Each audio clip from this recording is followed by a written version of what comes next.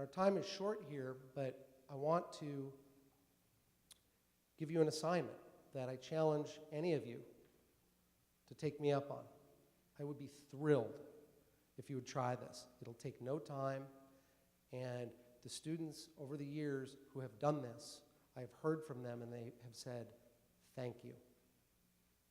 I didn't know there were stories like this.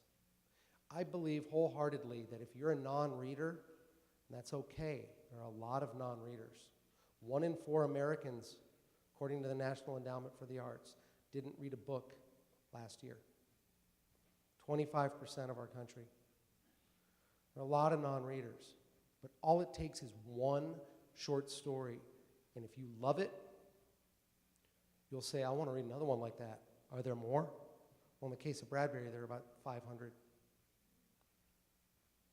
So here are 3 short stories by Ray Bradbury that I know for a fact, every time I assign them in my college classes, students are like, oh my goodness, I didn't know these stories were out there. These are great. Are there more? Yes.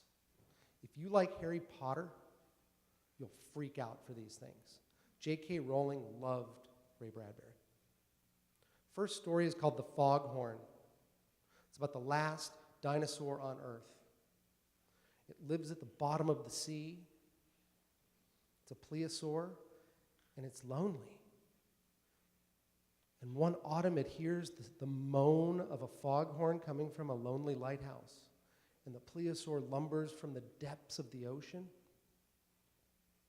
cranes its neck out of the water, hearing this bellow from the foghorn, thinking that maybe that's the sound of its mate. Maybe it's not alone.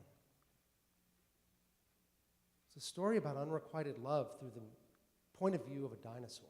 It's in the October Country. It's in a lot of Bradbury collections. It was arguably one of his favorites. So The Foghorn. The next one is called The Lake. He wrote it when he was 22 years old. He wrote it in 2 hours. He said it was the first good story he ever wrote. It is the saddest ghost story you will ever read, ever. It's about a little girl he knew in his life Bradbury knew when he was a child growing up in Waukegan, who drowned in Lake Michigan. And he brings her spirit back in this story. So you can see the sort of autobiographical element in his fantasy. If you want to write fantasy, I think you should consider that. It's called The Lake. That is also in the October Country. And the last one I bet you have read in middle school, maybe. It's called All Summer in a Day. It's a great short film, if you look it up on YouTube, called All Summer in a Day, based on it. It's about a girl named Margot who lives on Venus, and the sun only comes out every 7 years on Venus.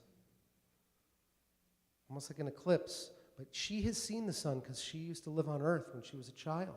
And one day at school, today is the day the sun is going to emerge.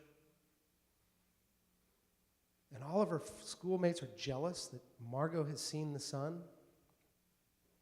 So they lock her up in a closet. It's mean. He wrote that almost 60 years ago. And it's about bullying. A very sadly prevalent theme in our culture today. Ray Bradbury was bullied as a child.